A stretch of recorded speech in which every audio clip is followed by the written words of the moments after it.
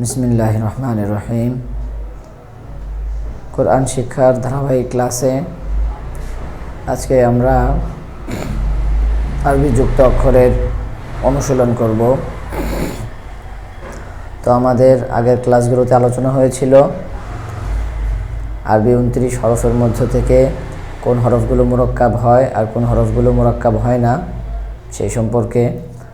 তো আরবি 29 হরফের মধ্য থেকে 22টি হরফ মুরাক্কাব হয় আর 7টি হরফ মুরাক্কাব হয় না।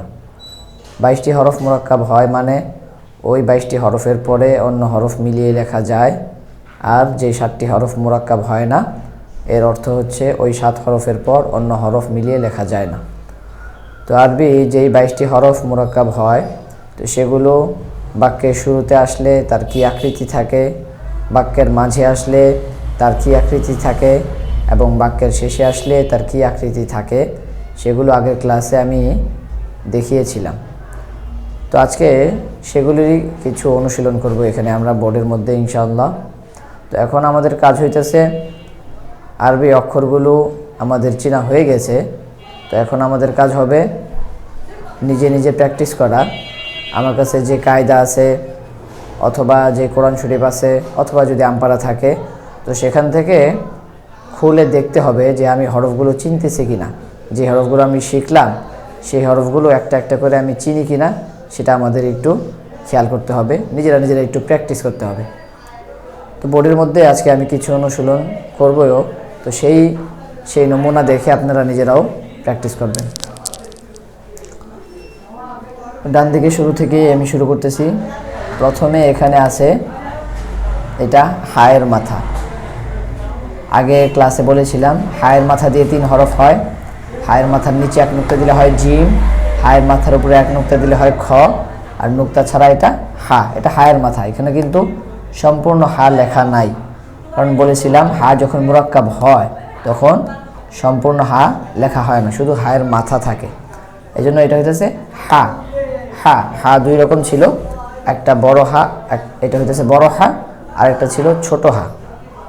এটা হইতেছে বড় হা, আর ছোট হা এই যে এটা হচ্ছে ছোট হা, এটা বড় হা। তারপরে হরফ 3 দাঁতওয়ালা হরফ। 3 দাঁত দিয়ে বলেছিলাম 3 দাঁত দিয়ে 2 হরফ হয়। 3 দাঁতের উপরে 3 নুক্তা দিলে হয় শিন, আর নুক্তা ছাড়া হয় সিন। তো এখানে 3 দাঁতের উপর 3 নুক্তা আছে, এটা শিন। শিনের পরে এটা র, শিনের পরে এটা র। তারপরে এখানে আছে হায়ের মাথার হরফ, হায়ের মাথার আকৃতির হরফ। হায়ের মাথার উপর 1 নুক্তা খ, হায়ের মাথার উপর 1 নুক্তা খ। খ এর পরে এটা কি হবে? কারো কাছে এটা মনে হইতে পারে আলিফ, আবার কারো কাছে মনে হইতে পারে লাম, কিন্তু এটা আলিফ হবে না। আলিফ হবে না কেন? কারণ আমরা জানি আলিফ হইতেছে যে 7টি হরফ মুরাক্কাব হয় না, অর্থাৎ যে 7 হরফের পরে অন্য হরফ মিলিয়ে লেখা যায় না, সেই হরফগুলোর মধ্যে কিন্তু আলিফ ছিল। তো এখানে এই হরফের পরে আমরা দেখতেছি যে কফকে মিলিয়ে লেখা হয়েছে, তো সুতরাং এটা আলিফ হবে না। তা আলিফ হবে না, তাহলে কি হবে? এটা হবে লাম, এটা লাম। তো লামের মধ্যে লাম চেনার জন্য আমরা একটু মনে রাখতে পারি যে লামের নিচে বাম দিকে একটু লেজ থাকে, লেজের মতো। লামের নিচে বাম দিকে একটু লেজের মতো থাকে, যেটা আছে, আর আলিফের মধ্যে এটা থাকবে না। তো এটা হলো লাম। লামের পরের হরফ গোলমাথাওয়ালা হরফ, গোলমাথার উপরে 2 নুক্তা কফ। আচ্ছা, তারপরে আমরা আসি পরের হরফে। এটাও হায়ের মাথার হরফ, হায়ের মাথার নিচে 1 নুক্তা জিম। তারপরের হরফ এটা মিম, জিম। তারপরে এটা মিম, মিমের পরে আইনের মাথার হরফ। এটা আইনের মাথাওয়ালা হরফ, অর্থাৎ এই আইনের মাথার উপরে 1 নুক্তা দিলে হয়ে যাবে গইন, আর নুক্তা ছাড়া এটা আইন। তারপরের হরফ 1 দাঁতওয়ালা হরফ। 1 দাঁতের উপরে 1 নুক্তা নুন। এখানে আছে 1 দাঁতের উপরে 1 নুক্তা নুন। যদি নিচে 1 নুক্তা দেই, 1 দাঁতের নিচে 1 নুক্তা দিলে হবে বা। 1 দাঁতের নিচে 2 নুক্তা দিলে হয় ইয়া। 1 দাঁতের উপরে 2 নুক্তা দিলে হয় তা। 1 দাঁতের উপরে 3 নুক্তা দিলে হয় সা। তো এখানে 1 দাঁতের উপরে 1 নুক্তা আছে, এটা নুন। তারপরে সদের মাথার হরফ, সদের মাথা দিয়ে দুই হরফ হয় আমরা জানি। সদের মাথার উপরে এক নুক্তা দিলে হয় দদ, আর নুক্তা ছাড়া হয় সদ। এখানে নুক্তা ছাড়া আছে, এটা সদ। সদের পরের হরফ এটা র। তারপরে হরফ হায়ের মাথার হরফ, হায়ের মাথার নিচে এক নুক্তা জিম, হায়ের মাথার নিচে এক নুক্তা জিম। তারপরে হরফ আইনের মাথার হরফ, তো আইনের মাথা দিয়ে দুই হরফ হয়। আইনের মাথার উপরে এক নুক্তা দিলে হয় গইন, আর নুক্তা ছাড়া আইন। এখানে নুক্তা ছাড়া আছে আইন। আইনের পরে হরফ এটা লাম। লামের মধ্যে বলেছিলাম লামের বাম দিকে লেজের মতো থাকে, এই যে বাম দিকে লেজের মতো অংশ আছে, তো এটা লাম। তারপরে এখানে হরফ এটা হায়ের মাথার হরফ, হায়ের মাথার উপরে নুক্তা থাকলে খ, হায়ের মাথার নিচে নুক্তা থাকলে জিম, আর নুক্তা ছাড়া হা। তো এখানে কোনো নুক্তা নেই, সুতরাং এটা হবে হা। হায়ের পরে এটা তিন দাঁতওয়ালা হরফ, তিন দাঁতের উপরে যদি তিন নুক্তা থাকে তাহলে হয় শিন, এই যেখানে আছে, আর নুক্তা ছাড়া সিন, তো এখানে নুক্তা নেই, তাহলে এই হরফটা সিন। এটা হা, এটা সিন, সিনের পরে হরফ এটা দাল। আচ্ছা, তারপরে হরফ এক দাঁতওয়ালা হরফ, এক দাঁতের নিচে এক নুক্তা আছে বা, এক দাঁতের নিচে এক নুক্তা বা। তারপরে হরফ তিন দাঁতওয়ালা হরফ, তিন দাঁতের উপরে তিন নুক্তা আছে শিন, তিন দাঁতের উপরে তিন নুক্তা শিন। তারপরে হরফ এটা র। তাহলে এখানে তিনটা হরফ কি? বা, শিন, র। আচ্ছা, তারপরে এখানে আসি আমরা, এটা হলো আইনের মাথা। আইনের মাথা দিয়ে দুই হরফ হয় আমরা জানি, উপরে এক নুক্তা দিলে হয় গইন, আর নুক্তা ছাড়া আইন। তো এখানে উপরে নুক্তা নেই, সুতরাং এটা আইন। আইনের পরে হরফ এক দাঁতওয়ালা হরফ, এক দাঁতের উপরে এক নুক্তা আছে, এটা হবে নুন। এক দাঁতের উপরে এক নুক্তা থাকলে নুন। আমরা যদি এক দাঁতের নিচে এক নুক্তা দেই কি হবে? বা। আর এক দাঁতের উপরে দুই নুক্তা দিলে তা, এক দাঁতের উপরে তিন নুক্তা দিলে সা। আর এক দাঁতের উপরে এখানে আছে এক নুক্তা, এক নুক্তা থাকলে কি হয়? নুন। এক দাঁতের উপরে এক নুক্তা নুন। তারপরে হরফ বা, বা এক দাঁতওয়ালা হরফ, এক দাঁতের নিচে এক নুক্তা দিলে হয় বা। এই যে এক দাঁত, এটা হলো এক দাঁত।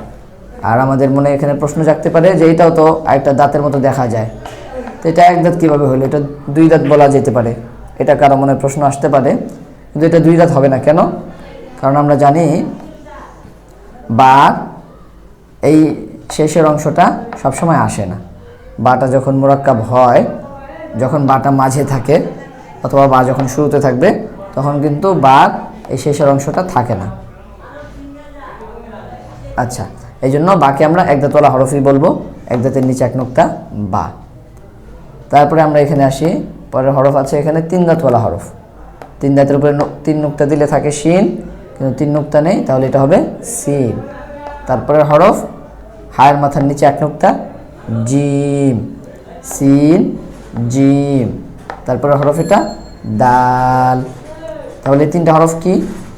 সিন, জিম, দাল। আচ্ছা, তারপরে হরফ, তারপরে এখানে আছে এক দাঁতের উপরে এক নুক্তা। এক দাঁতের উপরে এক নুক্তা কি হয়?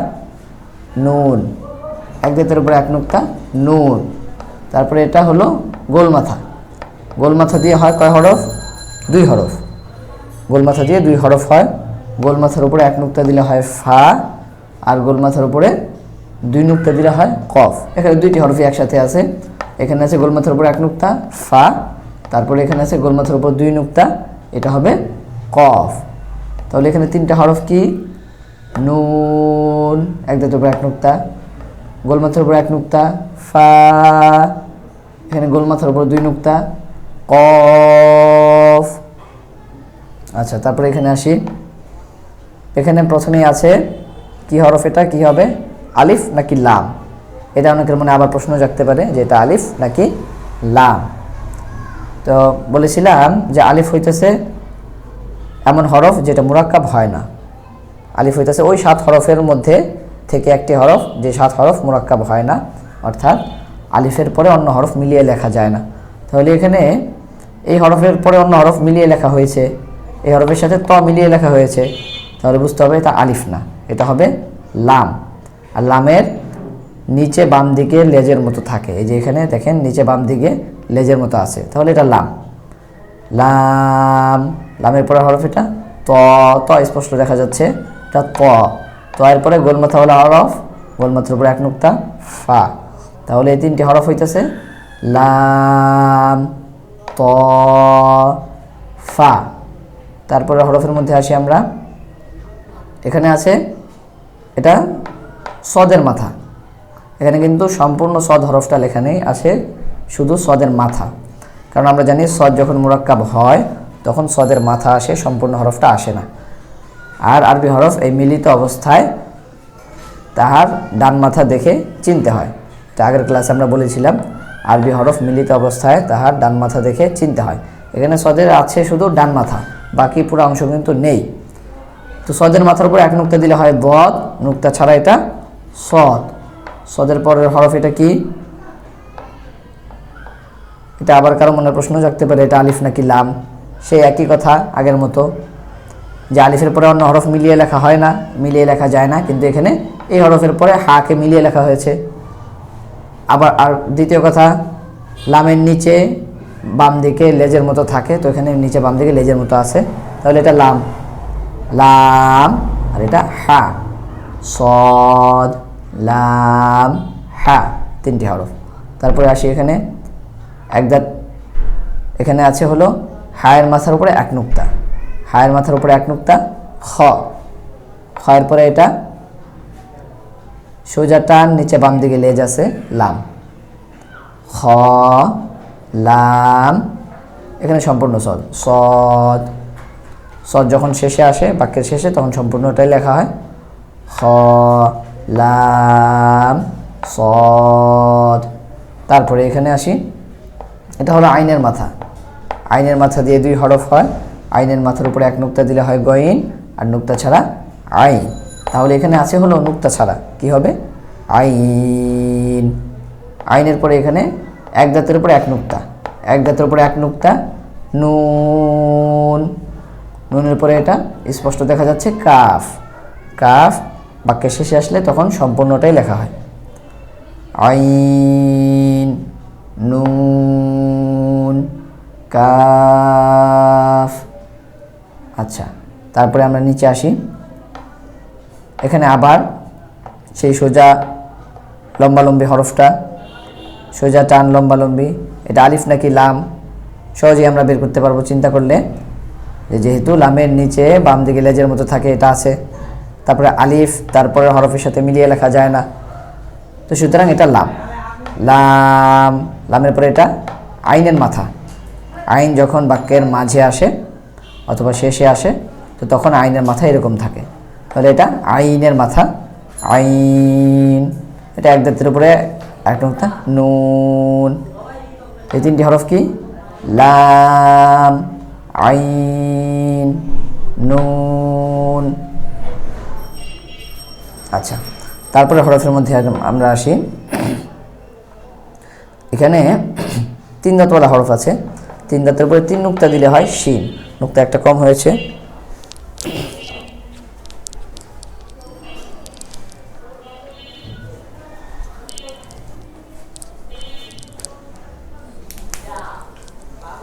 একটা নুক্তা দিয়ে দিতেছি,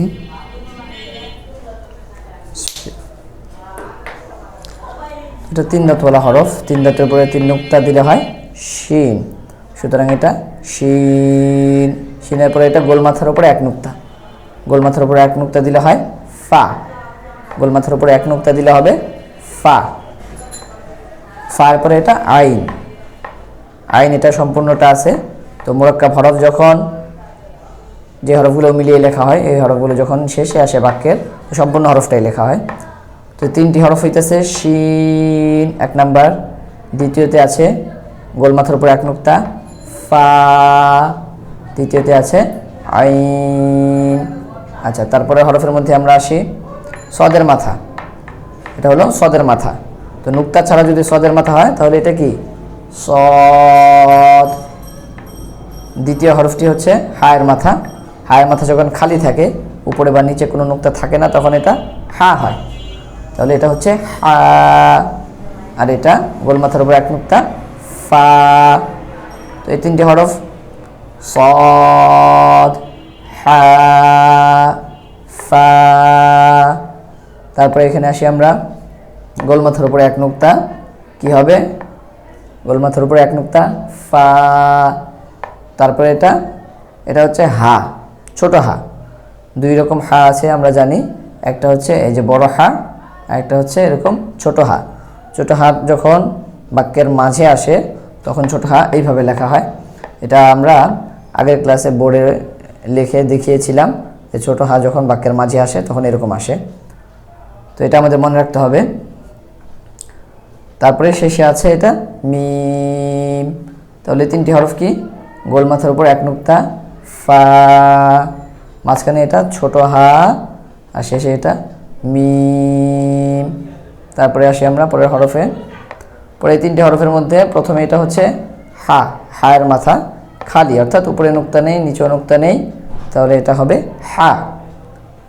এটা হলো দদ। কিভাবে দদ হলো? এটা সদের মাথার উপরে এক নুক্তা দদ। তারপরে এটা র। এই তিনটি হরফ কি? হা, দদ, র। আচ্ছা, তারপরে আমরা নিচে আসি। এখানে এটা কি আছে? এটা হলো আইনের মাথা। আইনের মাথার উপরে এক নুক্তা কি হবে? ওয়াইন। আমরা জানি আইনের মাথা দিয়ে দুই হরফ, উপরে এক নুক্তা দিলে হয় গইন, আর নুক্তা ছাড়া আইন। এখানে আইনের মাথার উপর নুক্তা আছে, সুতরাং এটা হবে ওয়াইন। আচ্ছা, তারপরে হরফ দেখি আমরা। এটা হলো গোল মাথা।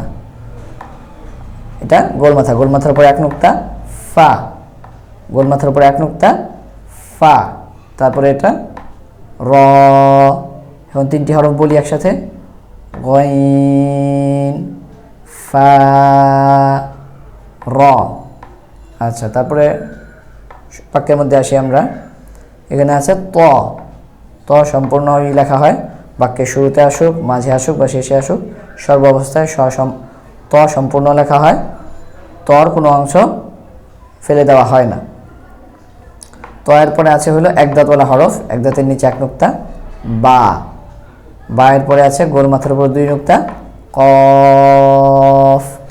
তো এই তিনটি হরফ একসাথে প, বা, এক দাঁতের নিচে এক নুক্তা বা, শেষে গোল মাথার উপর দুই নুক্তা কফ।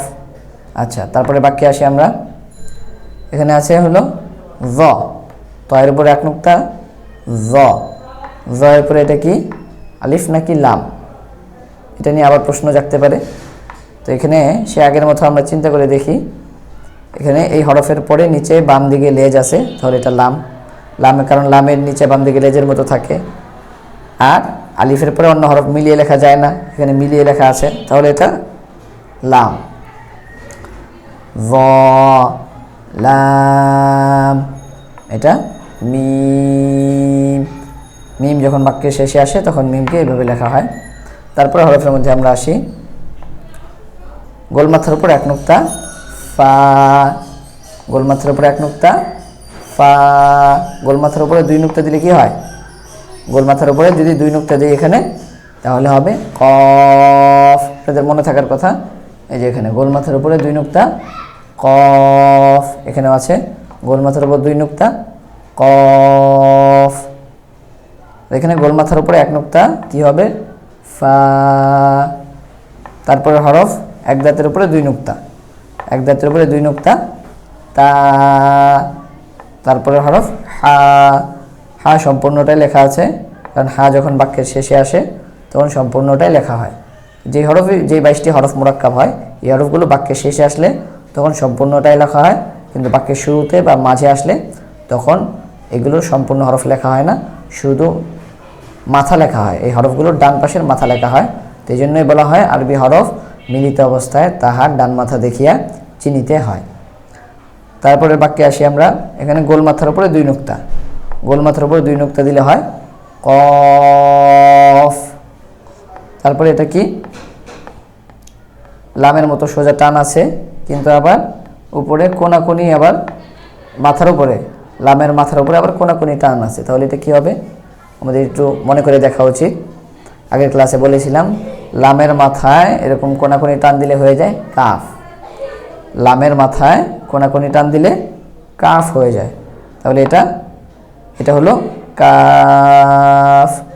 তারপরে এটা লাম। আচ্ছা, তাহলে তিনটি হরফ কি? কফ, কাফ, লাম। আচ্ছা, তো এখানে বলেছিলাম যে এই কাফ লামের মাথায় কোনাকুনি টান দিলে হয়ে যায় কাফ।